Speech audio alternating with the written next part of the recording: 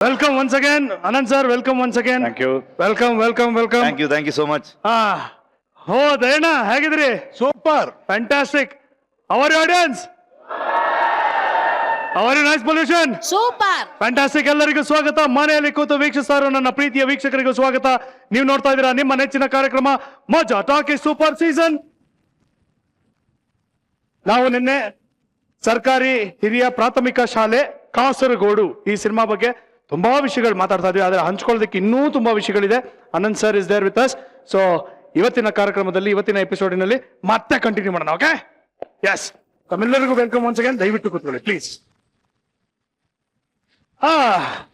ಪ್ರಮೋದಿ ಹೆಂಗಿದ್ಯಾ ಕಂದ? Super, very good. ಹೇಳಪ್ಪ, ಏನ್ ಮಾಡಿದ್ಯಾ ಪಿಕ್ಚರ್ ಅಲ್ಲಿ? ಏನ್ ದಬ್ಬಾಕಿದ್ಯಾ ಹೇಳಪ್ಪ. ಪಿಕ್ಚರ್ ಅಲ್ಲಿ ಆಸ್ ಯೂಶುವಲ್ ಆಕ್ಟಿಂಗ್ ಮಾಡಿದ್ದೀನಿ. As usual acting. ಇದರಲ್ಲಿ ಆಕ್ಚುಲಿ ಚಾಲೆಂಜಿಂಗ್ ಆಗಿದ್ದು ಅಂದ್ರೆ ಒಬ್ಬ ಯಕ್ಷಗಾನ ಕಲಾವಿದನ ಪಾತ್ರ. ನಂಗೆ ಯಕ್ಷಗಾನ ಕುಣಿಯಕ್ ಬರಲ್ಲ. ಸೊ ಇವನು ಕ್ಯಾರೆಕ್ಟರ್ ಹೇಳಿದಾಗ ನಂಗೆ ಡ್ಯಾನ್ಸೇ ಬರಲ್ಲ ಮರೆ, ಯಾವ್ದೋ ಒಂದು ತುಳು ನಾಟಕದಲ್ಲಿ ಒಂದ್ಸರಿ ಯಕ್ಷಗಾನ ಸ್ಟೆಪ್ ಹಾಕಿದ್ದಷ್ಟೇ, ನಂಗೆ ಯಕ್ಷಗಾನ ಕುಣಿಯಕ್ ಬರಲ್ಲ, ಮತ್ತೆ ಕಲಿಬೇಕಂಗಾರೆ 1 ತಿಂಗಳು ಕಲಿತೀನಿ ಅಂದ. ಇಲ್ಲ ಕಲಿಯೋದಲ್ಲ ಬೇಡ ಸೆಟ್ರೆ, ಯಕ್ಷಗಾನ ಮುಗಿಸ್ಕೊಂಡ್ ಬಂದಿರ್ತೀರಾ ಅಲ್ಲಿಂದ ಫಿಲಮ್ ಸ್ಟಾರ್ಟ್ ಆಗತ್ತೆ.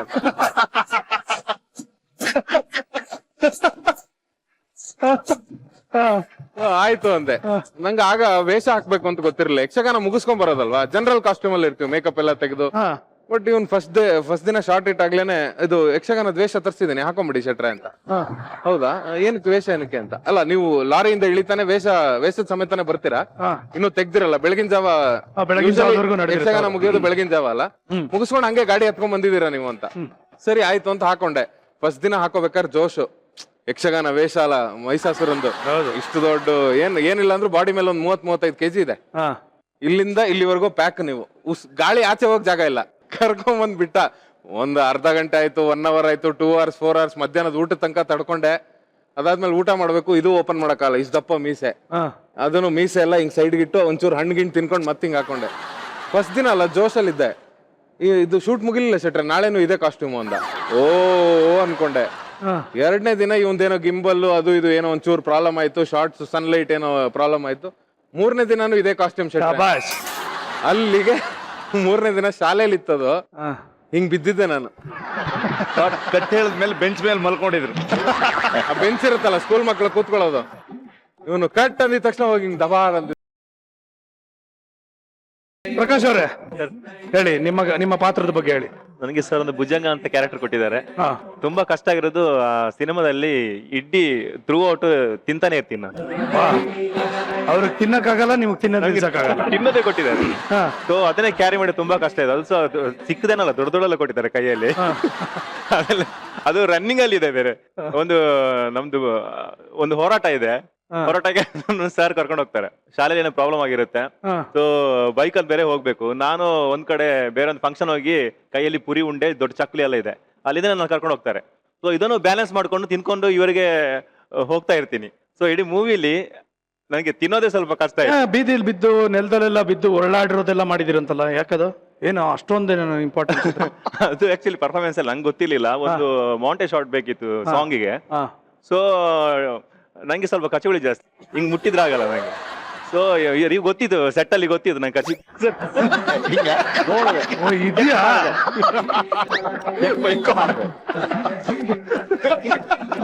ಹಿಂಗೆ ಮಾಡಿದೆ ಆಕ್ಚುಲಿ. ನಂಗೆ ಗೊತ್ತೇ ಇರ್ಲಿಲ್ಲ ಆಕ್ಚುಲಿ ಏನು ಸೀನ್ ಇತ್ತು, ಶೂಟ್ ಇದೆ ಅಂತ ಗೊತ್ತಿತ್ತು. ಸಡನ್ ಆಗಿ ಪ್ರಮೋದ್ ಸರ್ ಅಂಡ್ ಪಲ್ಲವಿ ನಮ್ಮ ಹುಡುಗಿ ಮತ್ತೆ ಗುರು ಶಾಲೆ ಗುರು 3 ಜನ ಸೇರಿಬಿಟ್ಟು ಕಚಗಳಿಟ್ರು ನೆಲದಲ್ಲಿ. ಹೆಂಗೆ ಪ್ರಮೋದ, ಹೆಂಗೆ ಏನಾಗೋದು? ಕತ್ಕೊಳ್ಳಿ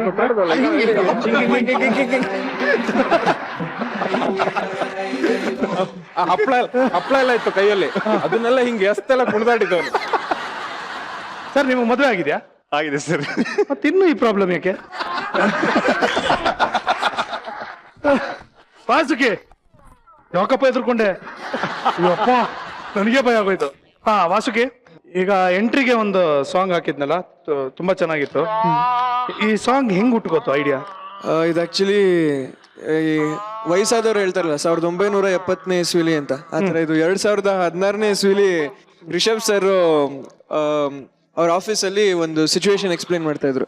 ಈ ತರ ಪ್ರವೀಣ ಅಂತ ಒಂದು ಕ್ಯಾರೆಕ್ಟರ್, ಹೆಸರು ಮಾತ್ರ ಮೇಧಾವಿದು, ಆದ್ರೆ ಒಂದು ಕ್ಯಾರೆಕ್ಟರ್ ಎಲ್ಲ ತುಂಬಾ ಉಲ್ಟಾ ಅಂತ. ದಡ್ಡ ಅಂದ್ರೆ ದಡ್ಡ ಅವನು ಅಂತ ಫುಲ್ ಸಿಚುವೇಶನ್ ಎಲ್ಲ ಹೇಳಿದ್ರು. ಅದ್ ಹೇಳ್ಬೇಕಾರೆ ನಮ್ಮ ತಾತ ಒಬ್ರಿದ್ರು, ಅವರು ಬೈಯೋದೆಲ್ಲ ರಿಪಿಟೇಷನ್ ಅಲ್ಲಿ. ದಡ್ಡ ದಡ್ಡ ದಡ್ಡ ದಡ್ಡ ದಡ್ಡ ನೀನು ಬೇಕುಫ ಬೇಕುಫ ಬೇಕುಫ ರಿಪೀಟ್ ಮಾಡೋರು. ಅದ್ ಹೇಳಿದ್ಮೇಲೆ ಇವ್ರು ಹೇಳ್ತಾ ಇದ್ದಂಗೆ ನಂಗೆ ಸರ್ ಈ ತರ ಏನಾದ್ರು ಮಾಡೋದ, ಟ್ರೈ ಮಾಡೋಣ, ಇದನ್ನೇ ಫಿಕ್ಸ್ ಮಾಡಿ, ಇದೇ ತುಂಬಾ ಚೆನ್ನಾಗಿದೆ ಅಂತ. ಅದ್ ಇನ್ನೊಂದು ಮಜಾ ಏನಪ್ಪಾ ಅಂದ್ರೆ 2016 ಅಲ್ಲಿ ಅದು ಹಾಡಿ ರೆಕಾರ್ಡ್ ಮಾಡಿ ಅವ್ರು ಶೂಟಿಂಗ್ ಹೋದ್ರು. ಅಂದ್ರೆ ಆ ಪ್ರಿಪರೇಷನ್ ಎಲ್ಲ ಆಗಿ ಹಾಡ್ ರೆಕಾರ್ಡ್ ಆಯ್ತು. 2018 ಜುಲೈಯಲ್ಲಿ ಹಾಡ್ ರಿಲೀಸ್ ಆಗಿದ್ದು. ಮಧ್ಯ ನನ್ ಗಂಟ್ಲು ಕೆಟ್ಟೋಗಿ 2 ವರ್ಷ ಗ್ಯಾಪ್ ಆಗಿ ಎಲ್ಲ ಆಗಿ ಇದು ಸ್ವಲ್ಪ ಲಿರಿಕ್ಸ್ ಎಲ್ಲ ಚೇಂಜ್ ಆಗಿದೆ, ಇನ್ನೊಂದ್ಸರಿ ಹಾಡ್ಬಿಡಿ ವಾಸಕ್ಕೆ ಅಂತಂದ್ರೆ. ಏನ್ ಮಾಡಿದ್ರು ಆ ವಾಯ್ಸ್ ಬರ್ತಾ ಇಲ್ಲ. 3-4 ಸರಿ ಹಾಡಿ ಕೊನೆಗೆ ಒಂದ್ ನಿಮಿಷ ನಾನೇ ಸ್ಟುಡಿಯೋಲ್ಲಿ ಬರ್ತೀನಿ ಅಂತ ಸ್ಟುಡಿಯೋಗೆ ಬಂದು ಮೂಗ್ ಹಿಡ್ಕೊಂಡೆಲ್ಲ ಹಾಡಿಸಿ ಕೊನೆಗೆ ಅದು ಹಾಡಿಪ್ಪ, ನಾನು ಕೇಳಬೇಕು ಪ್ಲೀಸ್ ಪ್ಲೀಸ್.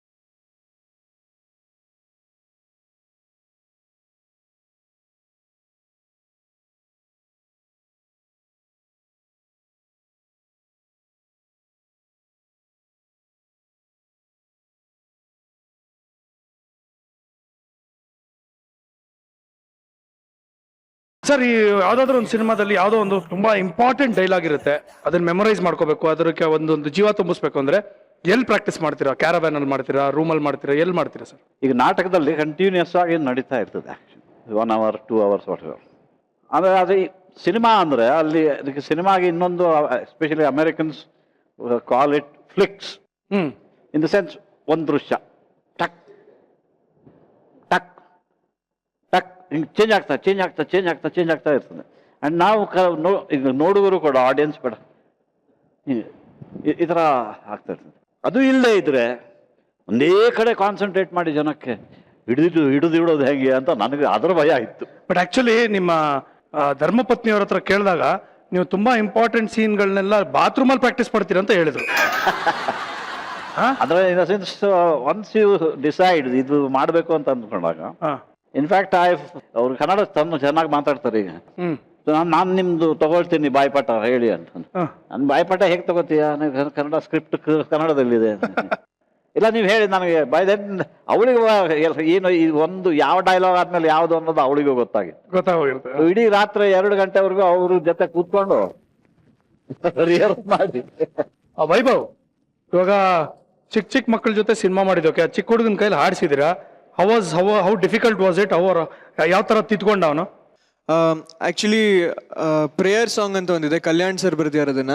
ಅದು ಶಾರದೆ ಬಗ್ಗೆ ಇದೆ. ಅದನ್ನ ಆಶಾ ಅಂತ ಸುನಿಧಿ ಅಂತ ಇಬ್ರು ಹಾಡಿದ್ದಾರೆ, ಇಬ್ರು ಫ್ರೆಶರ್ಸ್. ಅದನ್ನ ತುಂಬಾ ಚೆನ್ನಾಗಿ ಹಾಡಿದ್ದಾರೆ. ಅದ್ ಬಿಟ್ಟು ಬಲೂನ್ ಸಾಂಗ್ ಅಂತ ಒಂದ್ ಮಾಡಿದ್ವಿ, ಜ್ಞಾನೇಶ್ ಹಾಡಿರೋದು. ಅದ್ಭುತವಾಗಿ ಹಾಡ್ದ. ಅವನ ಎನರ್ಜಿ ಎಲ್ಲಾರ್ದು ಆಕ್ಚುಲಿ ಮಕ್ಳದ್ದು ಫಸ್ಟ್ ಟೈಮ್ ಸ್ಟುಡಿಯೋ ಎಕ್ಸ್ಪೀರಿಯನ್ಸ್. ಇವನಂತೂ ಆ ಹಾಡನ್ನ ಎಷ್ಟು ಎಂಜಾಯ್ ಮಾಡ್ತಾ ಇದ್ದ ಅಂದ್ರೆ ಮೈಕ್ ಮುಂದೆನೇ ಇರ್ತಿರ್ಲಿಲ್ಲ. ಕ್ರಾಪು ಕೂದಲ್ ಒಂದು ಸೈಡ್ಗೆಲ್ಲ ಹೋಗ್ಬಿಡೋಣ, ಇಲ್ಲ ಮೈಕ್ದು ಇದೆಲ್ಲ ಮೇಂಟೈನ್ ಮಾಡ್ಬೇಕು ನೀನು ಅಂತ. ಅಷ್ಟು ಎಂಜಾಯ್ ಮಾಡ್ದ. ಆ ಎಂಜಾಯ್ಮೆಂಟ್, ಆ ಎನರ್ಜಿ ಹಾಡಲ್ಲಿ ಹಾಗೆ ಕಾಣಿಸುತ್ತೆ ಅಂತ. ಅವನ್ ಸೂಪರ್ ಆಗಿ ಹಾಡ್ತಾನೆ. ಇನ್ನೊಂದು ಹಾಡು ನೀವು ಹಾಡ್ಸಿದ್ರೆ ಇಲ್ಲಿ ಸೂಪರ್ ಆಗಿರುತ್ತೆ. ಎಸ್ಪೆಷಲಿ ಇದು ಹಾಲಲ್ಲಾದರೂ ಹಾಕು ನೀರಲ್ಲ. ಕರ್ಯಣ ಬರ ಹೀರೋ. ಇವನ ಟ್ಯಾಲೆಂಟ್ ನೋಡಿ ಆಕ್ಚುಲಿ ಹಂಸಲೇಖ ಸರ್ ಒಂದು ಬಿರುದೇ ಕೊಟ್ಟಿದ್ದಾರೆ, ಶಿಶು ತಾನ್ಸೇನ್ ಅಂತ ಇವನಿಗೆ. ಅದೇ ಹ್ಯಾಂಡ್ ಸಖತ್. ಅದು ಹಂಸಲೇಖ ಸರ್ ಹೇಳಿದ್ದಾರೆ ಅಂದ್ರೆ ಬಿಡೋ, ಲಾಟ್ರಿ ಹೊಡೆದಂಗೆ ನಿನ್ಗೆ. ಹಾಡಾಡ್ತೀಯ ಒಂದು ನಮಗೋಸ್ಕರ? ಕಮಾನ್.